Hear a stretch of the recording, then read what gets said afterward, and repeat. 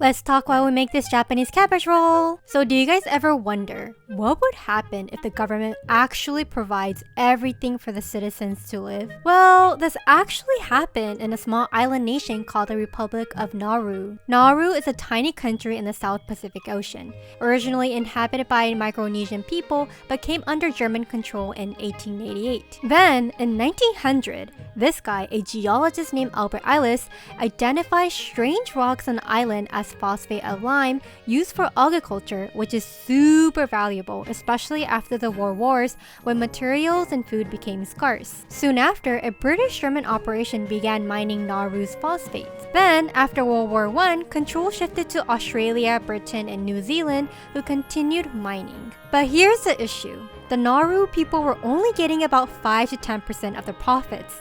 The rest was basically taken by the colonial powers. It was exploitation, plain and simple. But in 1968, Nauru finally gained independence and took full control of its phosphate industry.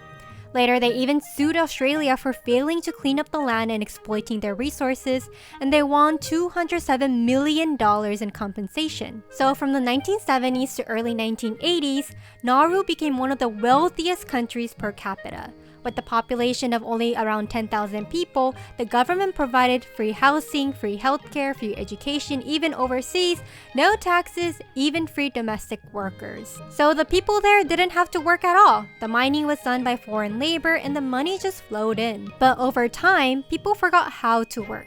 90% of the population became jobless. Many were overweight from inactivity and lack of purpose, and most of the population were diabetic. Then came the crash. By the mid-1990s, phosphate was running out, and because Nauru relied almost entirely on it, their economy started to collapse. The government had invested phosphate profits into failed airlines, luxury real estate, and other bad projects. Desperate for fast cash, Nauru turned to money laundering.